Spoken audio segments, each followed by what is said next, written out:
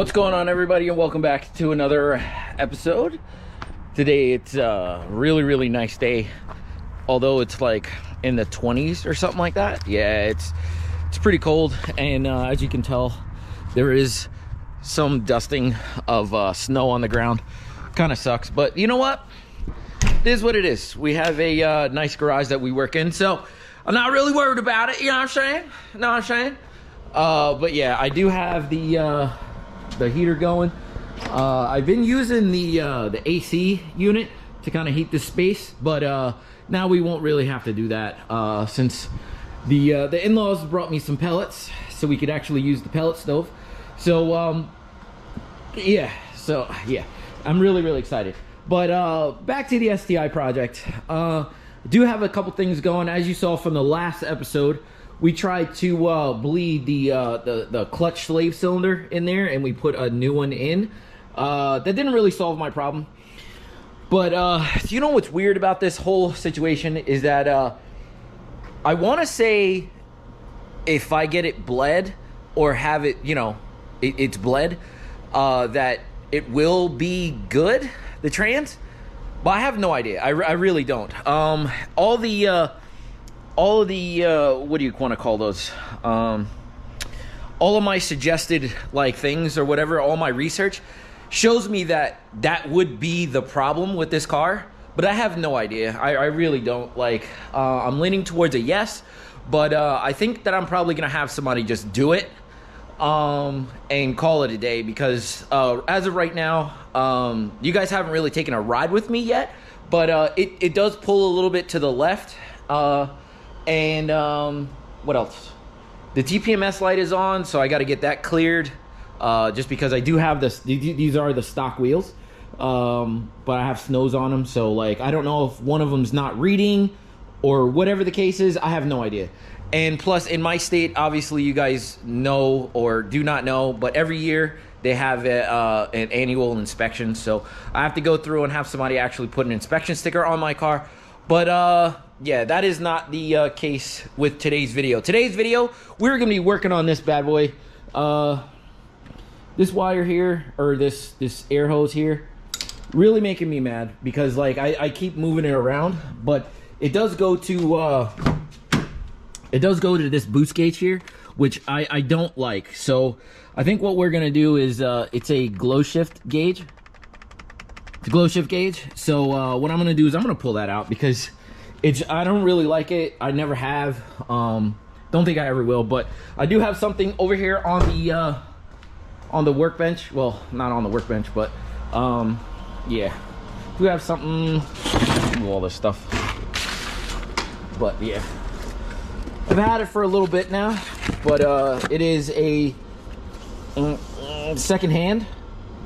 It is a Defi red racer gauge. You can't really see it, but yeah, it's there. But I have everything to wire that bad boy up, so that's what we're gonna be concentrating on today. We're gonna getting that thing installed, put to the side, and yeah, because I don't plan on using the Cobb access port, although I do have that super expensive Cobb access port. I don't know how most people do it, but like the last thing I really want is to be looking at this little screen with all of this information. I'd rather just not. I'd rather just have a boost gauge and maybe an air fuel ratio gauge, and that's it. Like, I don't want anything else, because like if I have anything else in my peripheral visions, it's cool to have that, but I don't want all that information right in my face. I might hook it up every now and again just to make sure everything is solid. But if I'm not mistaken, I think this thing does have stock stock, the O2 sensors are widebands. You can correct me if I'm wrong. I'm pretty sure that's the case, but I'm not exactly sure. But yeah, let's get to moving on. I'm gonna remove that boost gauge, and I don't know what I can do about that steering column. There's gonna be a hole or two in that. Hopefully it's not gonna look too atrocious, but we're gonna start working on that now. So let's go.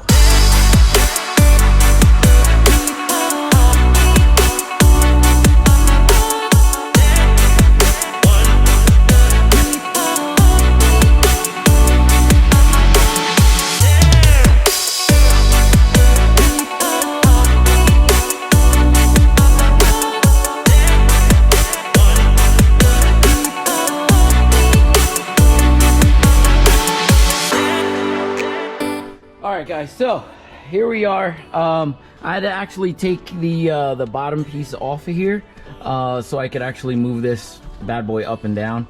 And I wanted to yank this vacuum wire, whatever. I wanted to yank it, but I didn't want to make it so that I didn't rip this cord out. So what I did was, since this was already in the engine bay, I just zip tied it together and I pulled it through the firewall where this existing wire or this vacuum hose was.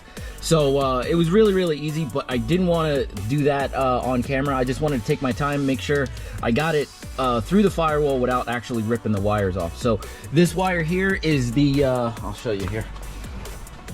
That is the communications wire between the gauge and the actual the sensor itself. So the sensor is here, so I will do that afterwards. And then we have the ground power and like dimmer switches, so nothing too crazy, but yeah. So I'm gonna get back to it. Hopefully it shouldn't be too crazy. I don't know what this white wire is for, so I might just have to do some off-camera stuff. Hopefully this this orange wire, I think that's gonna be a dimmer switch, but I have to double check with Defi's online stuff just to make sure. Usually dimmer switches are usually orange. Red is usually your your power wire, ground wire obviously, and then this white wire, I have no idea what this white wire is for. So yeah, I'm gonna have to do some research and find out what these are for. So yeah, after I do that, we'll get back on camera and we'll start wiring this bad boy up. So thankfully, like the gauge that's in there right now already has a couple wires already hooked up. Some of them are plugged up, some of them are not, which is kind of weird. But I might just chase and follow these. Oh, the orange wire is not hooked up. That's fantastic. But it's got some of the wire exposed. So that's awesome. So it's got a power wire, dedicated power, maybe? I don't know. I think, no, red is dedicated power, ground. I don't know what the red wire's for, so I have to figure that out. But yeah, maybe I'll go on Glow Shift's website to find out exactly what wire goes to where, and then I'll just follow that. And I'll do a way better job than this, I'll tell you that. I'll use the connectors that you're supposed to use, and yeah, I'll do the job the right way. So yeah, let's keep going. Let's keep going.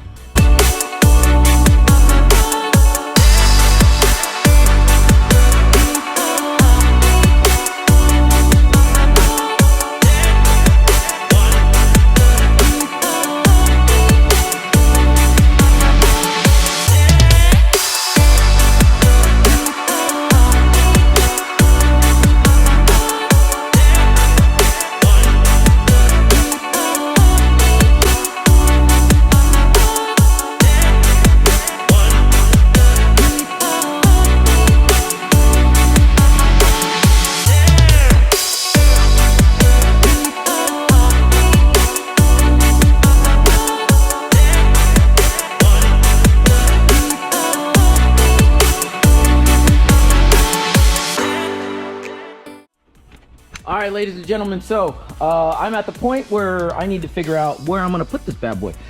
So the wires actually, it wasn't wired bad. See, the problem I have is that they wrap this bad boy in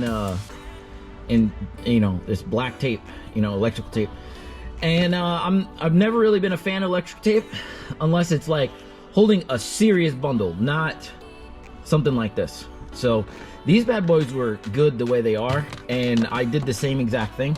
So I'm not gonna wrap this in anything. I'm just gonna zip tie them together. As you can tell, when I took this side cover off, the ground wire just came right off. So I don't know exactly what they had the ground wire attached to, but it was nothing good. So I made myself a new ground strap and I put it right here. As long as it's got some metal contact here, it should be good. Yeah, so like we're good to put most of this stuff together. I don't like the way this came out. I mean, this is, but I don't want to put the boost gauge back in there just because like I want to see the whole STI gauge cluster. So I don't want to put anything there. So I have an idea where I'm going to put it. So we're going to move to the engine bay. We're going to make sure that everything is good underneath the engine bay. And I'm going to test this bad boy, and we'll go from there. See if I can sticky make sure I can put it where I want it, and we'll kind of go from there, because I'm almost done. So let's move to the engine bay. Let's wire it up in the engine bay, make sure I have my solenoid where I want it, and we'll go from there. So let's go.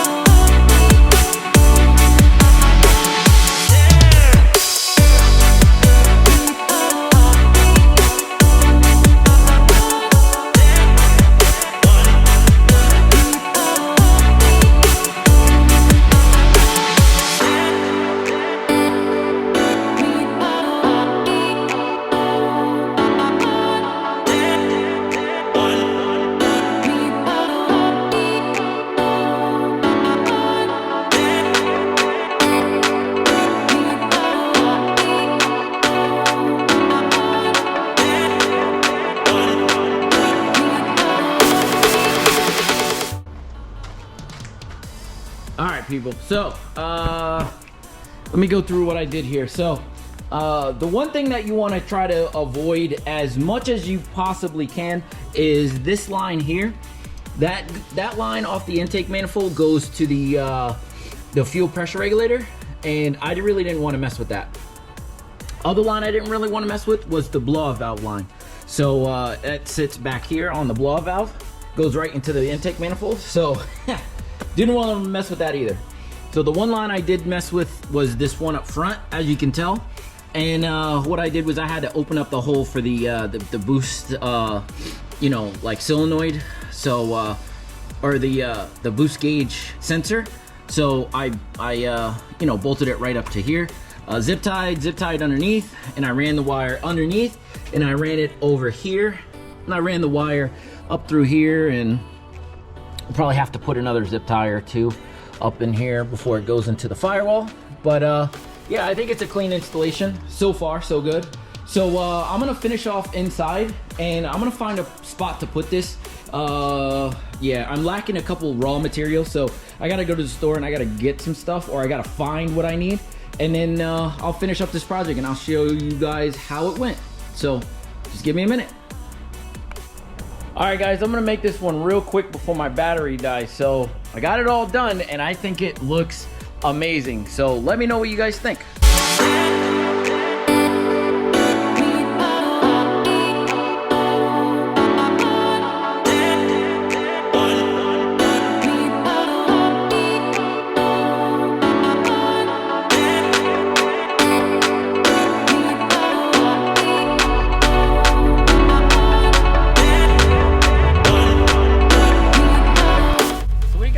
Gauge. I know my I got a couple lights on in the dash, but I'll take care of those. TPMS light, it's no big deal. Hill assist, I don't need hill assist, so I turned it off. So before my battery goes dead, I hope you guys enjoyed this video. It's more of a how-to and not like anything crazy, but yeah, I actually enjoyed this setup, and I think it looks good.